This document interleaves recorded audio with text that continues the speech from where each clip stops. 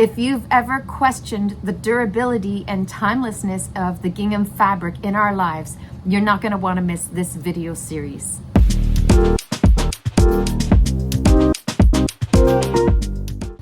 Hi everyone, my name is Cassie and you are watching Cassie Sews, the channel dedicated to mastering home sewing one stitch at a time.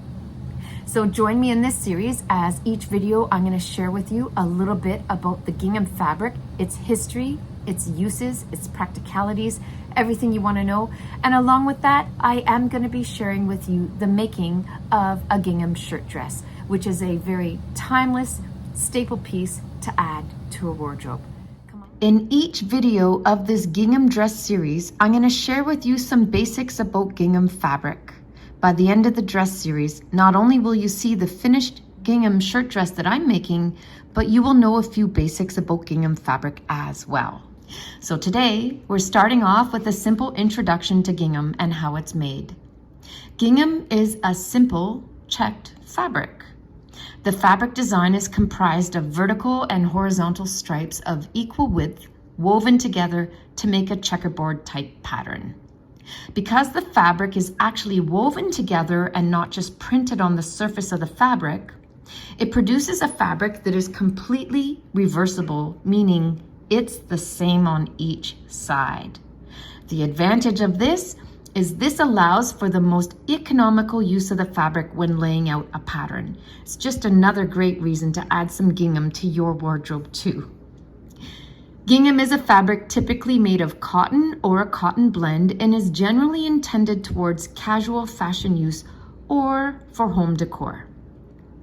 Gingham can sometimes also be referred to as a buffalo check, but that usually involves a larger size check of approximately 1 inch square or larger for the pattern to be considered a buffalo check.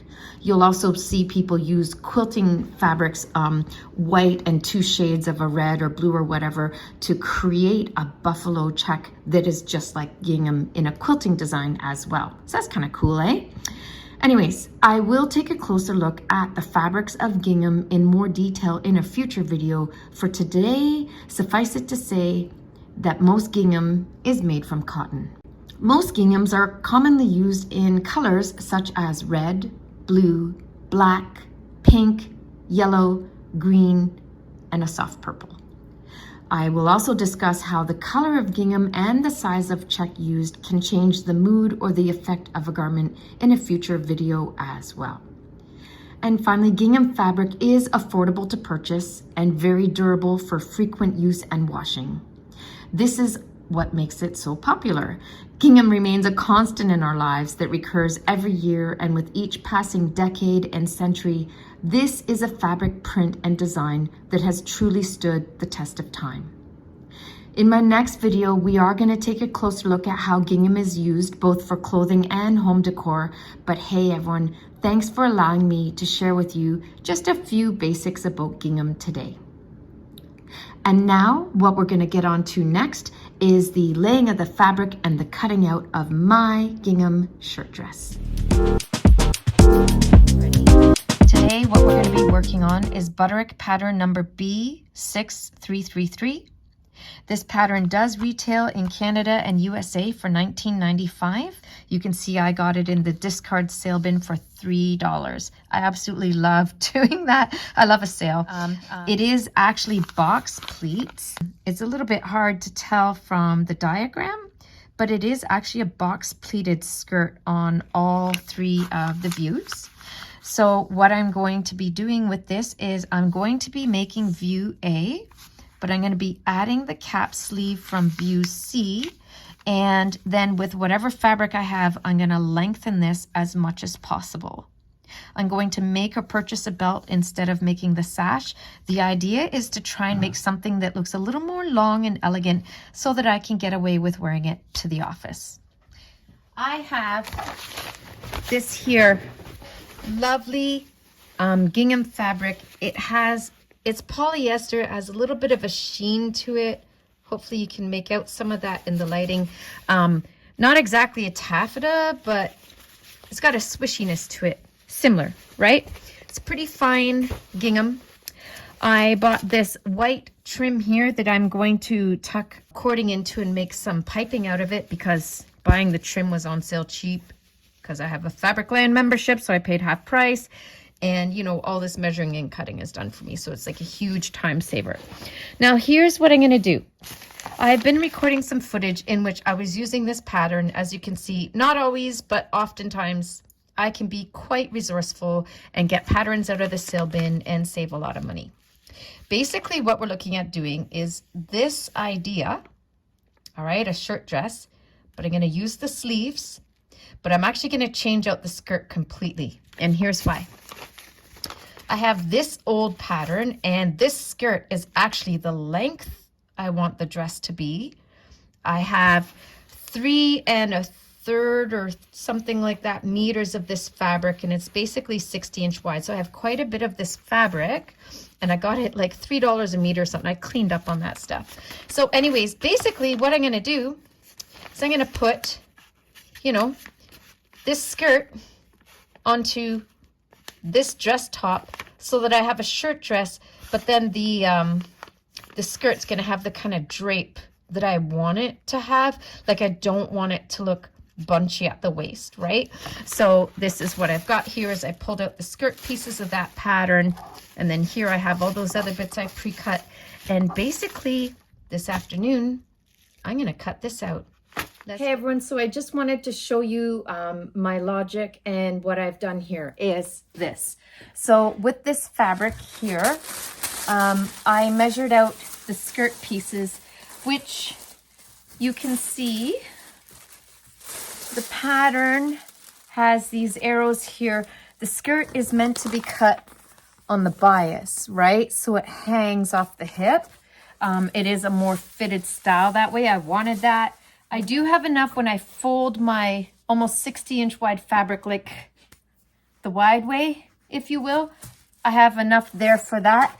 And then with the remaining fabric I have here, I had laid out all the pieces for like the bodice and the everything. Anyways, I have enough fabric to do this the way I want. I can't wait to get started. So the next thing I've done here is I've laid out the top portion of this fabric.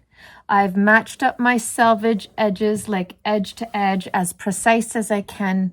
If I fold this back here, it would be really hard to show by camera, but the striping matches up. That I know I've got this, honestly, the gridding pretty spot on actually. So what I'm going to do up here now is I'm going to lay out all the bodice pieces.